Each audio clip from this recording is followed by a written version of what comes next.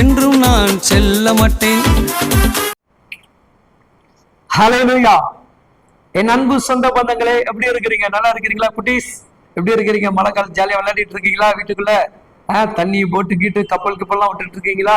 கர்த்தர் நல்லவர். அல்லேலூயா. என் அன்பான தேவ பிள்ளைகளே, இந்த நாட்கள் நீங்கள் யாவரும் கிறிஸ்துடைய அன்பை அதிகமாக ருசி பார்த்திருக்கிறபடினால் தேவனுக்கு எது பிரியமானது, தேவனுக்கு எதை செய்தால் தேவன் நமக்கு நன்மையானதை செய்வார் என்பதை ஒவ்வொரு அன்பு தேவ பிள்ளைகள் நீங்கள் அறிந்து கொள்ள வேண்டும் என்பதை உங்கள் தகப்பன் விரும்புகிறார். இதன் தினந்தோறும் உங்களுடைய நேரங்களில் உங்களை நான் சந்திப்பதற்கு மிக்க மகிழ்ச்சி அடைகிறேன். தேவன் அனுதினமாக உங்களோடு கூட பேசும்படியாக என் தகப்பன் கொடுத்திருக்கிற இந்த மேலான கிருபைக்காக, தயவுகளுக்காக சுவாமிக்கு கோடி நன்றிகளை செலுத்துகிறேன். யூடியூப் சேனல் மூலமாக, பேஸ்புக் மூலமாக அநேக தேவ பிள்ளைகள் நீங்கள் கொடுத்து கொண்டு இருக்கக்கூடிய நல்ல ஆதரவுகளுக்காக மனதார தகப்பனுக்கு நன்றி செலுத்துகிறேன்.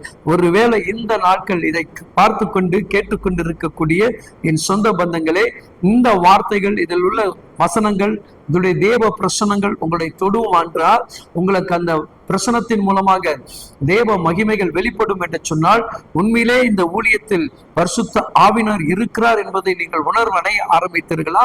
மற்றவர்களுக்கு ஷேர் பண்ணுங்க. அதன் மூலமாக அவர்களும் இந்த பலனை அடைவதற்கு, இந்த ஊழியத்திற்கு நீங்களும் ஒரு சிறிய ஊழியம் செய்யக்கூடியவர்களாக எங்களோடு கூட இணைந்து கொள்ள வேண்டும்படியாக இதன் மூலமாக உங்களை கேட்டுக்கொள்கிறேன். உங்களுடைய அன்பு சகோதரனாக எடுத்து நாம் வாசிப்போம் இன்றைக்கு உண்டான வார்த்தைகளை. நீதிமொழிகள் 21 அதிகாரத்தில்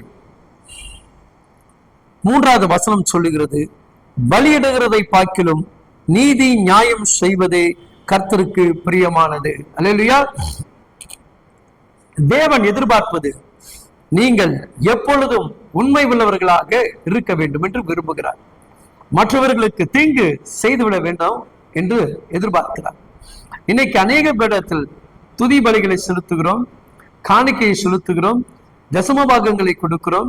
எல்லாவற்றையும் செய்தாலும் நம்மிடத்தில் உண்மை இல்லை, நீதி கிடையாது. பிறருக்கான பேசுவதில் நம்முடைய வாய்கள் ஓய்ந்து போகவில்லை, இல்லையா? என்ன சகோதரி, உன் வாய் ஓய்ந்து போயிருக்கா? நான் எல்லாரும் ஜெபம் பண்றேன், எல்லாமே பண்றேன்னு சொல்லிட்டு இருக்கிற, ஆனா உன் வாய் என்ன பண்ணல? இன்னும் பலரை குறித்து புறம் கூறிக்கொண்டுதான் இருக்கிறோம். அப்ப அதை தான் கர்த்தர் வெறுக்கிறார். இன்னும் அவதூறு பேசிக்கொண்டுதான் இருக்கிறீங்க. இன்னும் சிலரை குறித்து நீங்க என்ன பண்றீங்க? தவறான வார்த்தைகளை பேசிக்கொண்டுதான் இருக்கிறீங்க.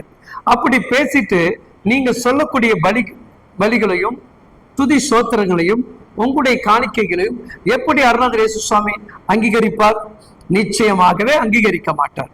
அது கொடுத்தமா இருக்கும், அது தேவனால் அங்கீகரிக்கப்படாது, ஊழியர் மூலமாக அங்கீகரிக்கப்பட்டிருக்கலாம். நீங்க கொடுக்கிறப்ப அவருடைய குடும்பத்திற்கோ அவருடைய பிள்ளைகளுக்கோ அதை யூஸ் பண்ணிருக்கலாம். ஆனா அந்த பணம் நிச்சயமாக தேவனுடைய பணிக்காக, ஊழியத்திற்காக செயல்படாது என்பதை மட்டும் நீங்கள் மறந்து விடாதீர்கள். அவர் விரும்புகிற அந்த நியாயம், அந்த உண்மை, அந்த ஒழுக்கம், அந்த நீதி, பிறரை குறித்து பேசாதபடி கிறிஸ்துடைய அன்பை பேசுகிற உன் உதட்டுடைய பலியை தான் அவர் அதிகமாக விரும்புகிறார். நீங்கள் இப்பொழுது என்ன பலிகளை செலுத்திக் கொண்டிருக்கிறீர்கள்? சிந்தித்து பாருங்கள், உங்களுடைய நினைவுக்கு கொண்டு வாருங்கள். நாம் இதுவரைக்கும் யாரை குறித்து அவதூறு பேசியிருக்கிறோம்? யாருக்கு விரோதமாக எழுப்பி நின்றிருக்கிறோம்?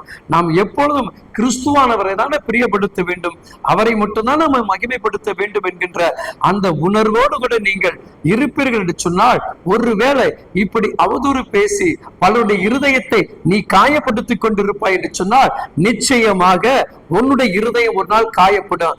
அன்றைக்கு ஆறுதல் சொல்வதற்கு யாருமே பக்கத்துல இருக்க மாட்டார்கள். நீ பேசினவர்கள் இன்னைக்கு ஆறுதல் சொல்லக்கூடிய இடத்துல பலரை தேவன் உருவாக்கி வைத்திருக்கிறார். ஆனா பேசின உனக்கு ஒருவரும் இல்லாமல் போய்விடுவார்கள்.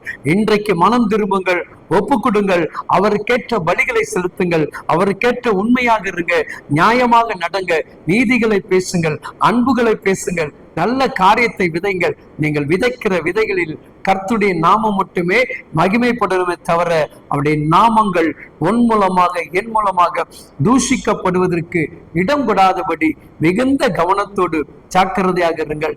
கர்த்தர் உங்களோடு கூட இருந்து வெள்ளமான காரியங்களை அவர் செய்வாராக. ஆமென்.